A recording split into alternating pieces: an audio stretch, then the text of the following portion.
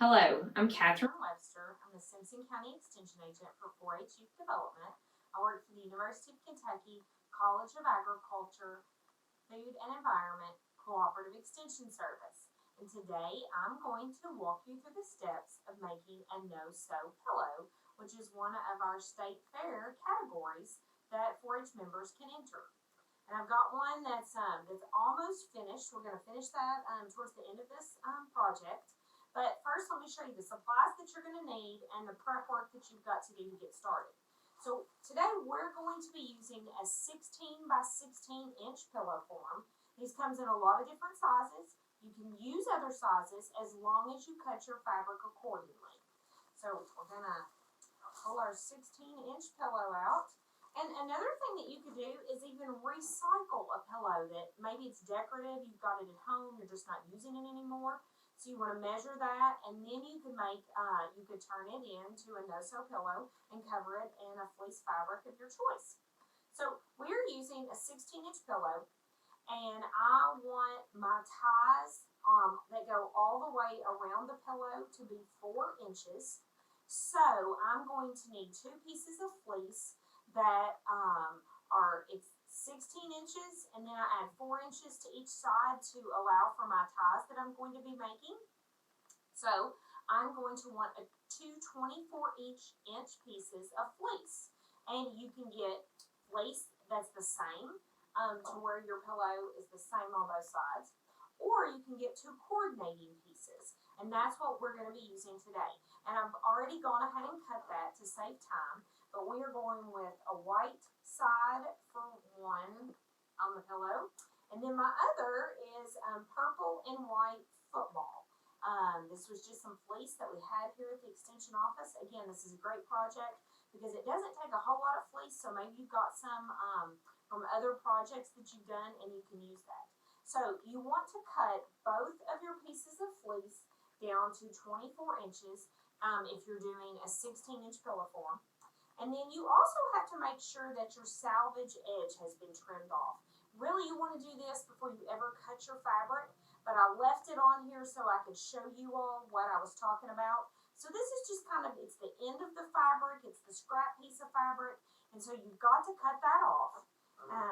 And again, you can cut this before you ever measure. I just accounted for it when I pre-cut my fabric, but I wanted you to be able to see the salvage side was. And again, this is just it's just a curled up piece. It comes from the factory this way, so you don't want that on it. So once I've trimmed that, you can see that my 2 pieces of fleece are cut to be the same size. I've got the right side facing out. It's a little brighter on one side of this purple fabric than the other. So I've matched those up. I'm going to lay those out to where they're on top of each other. Make sure it's even. And then I've got a 4-inch square that we've made. And I'm going to use this to cut the corners out. All 4 corners of my fabric. Again, you wouldn't have to have a 4-inch square. You could have a ruler to help you do this. I just makes it a little bit quicker if we've already got the 4-inch.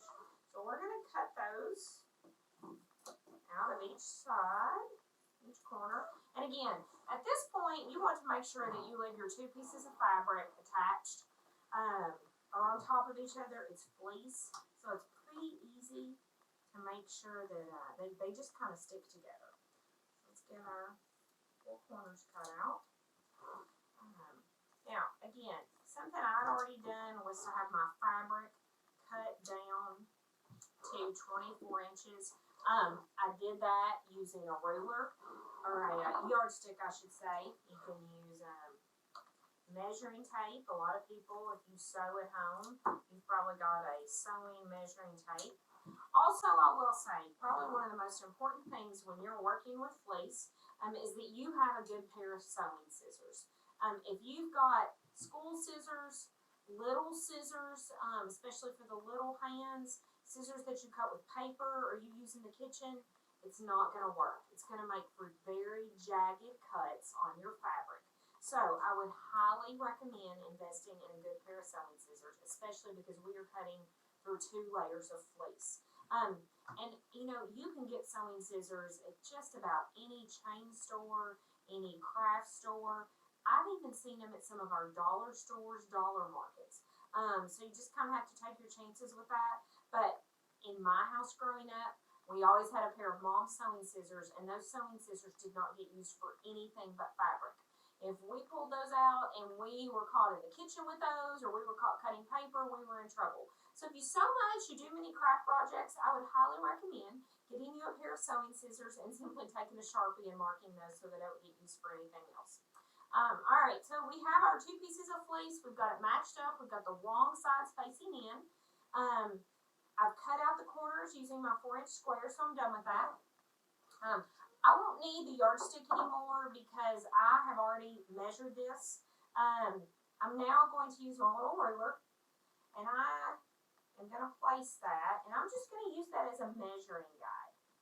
Some people may have a seam gauge at home, and I'm going to make a 4-inch cut in about every inch. I'm using this to actually measure 4 inches in, but I'm also using it to measure the width because that just helps. Now, if you sew a lot or you do this a lot, you may not need that ruler. You may kind of just get the hang of it. But if this is new to you, then it also makes a great guide. And I'll say, another thing that you can do to make a guide, because really where you're cutting to is up to where that 4-inch square was.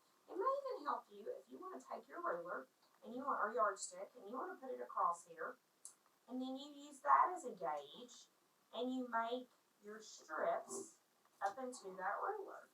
Maybe a little faster. So, and then also I can space that every inch apart using my yardstick. So it looks like this is going to be a little bit faster for me. So this is what I'm going to do.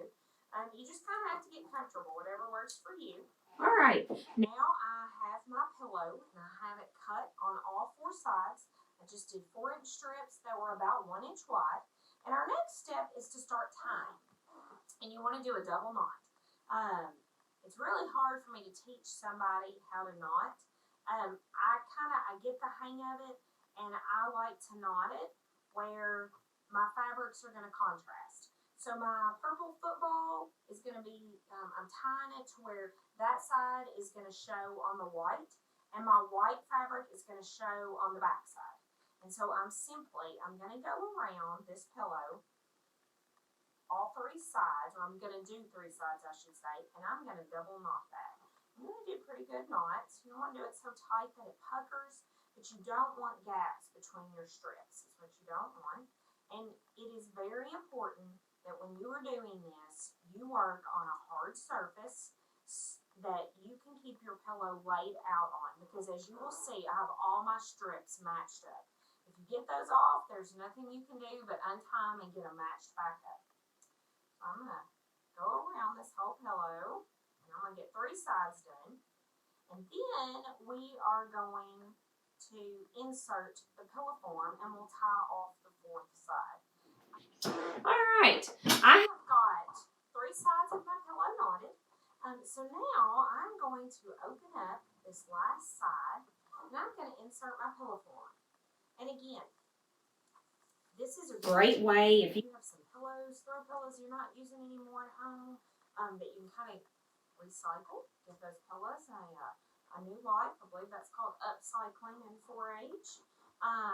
Pick up some fleece, and fleece is not cheap. It is probably one of the more pricier fabrics, but sometimes this time of year you can find it on sale if it's off season. Usually stores, though, they keep it year-round because it's great for more than just sewing projects. So usually there's a large selection. And again, one way to make these pillows a little more economical is if you do a print on one side and then you do a solid on the other, because solid is usually a little less inexpensive. All right, so really simple. You can see that I've got my pillow form inserted. I've got it tied on 3 sides. So I'm now going to lay it down, and I'm going to match my strips back up. Make sure all of your strips are matched up before you start tying, because if you get them off, you're going to have to untie and redo the side. All right, it looks like I've got them all matched up. Let me just say, these projects, these pillows will last for years. I don't think I've ever untied mine and taken it out to wash it, but I do believe I've thrown mine in the washing machine before. I have a 16-year-old, I have a 12-year-old, and I have a 6-year-old. And they all have pillows and blankets that I have made them using this no-sew method. If you pick up instructions from the extension office, your pillow instructions will also come with instructions that explain to you how to make one of the no-sew blankets. And I meant to bring one with me to show you, and I forgot to do that. I've made these for baby gifts. My 12-year-old daughter has made these blankets for gifts for her friends and for Christmas. So they are really just a fun project that anyone can make. Younger kids can make them with a little help from parents. So I'm going to try to do it kind of quick. I'm going to tie off my fourth side. Again, I'm doing a double knot. And I'm trying to tie them to where my fabrics contrast. And I'm done. And I have made a no-sew pillow using a 16-inch pillow form and two 24-inch pieces of fleece. Like I said earlier, it doesn't matter that my pieces are not exactly the same size. One strip I cut a little wider than the other. It doesn't matter when you're done. Fleece washes great. And so I've got a pillow. This is another one. This would make a great baby gift. I've just got to finish tying it off. Maybe a little bit bigger of a pillow. And again, this is one where we did the same fabric on each side. So you can contact your extension office for directions on how to make a no-sew pillow. Thank you.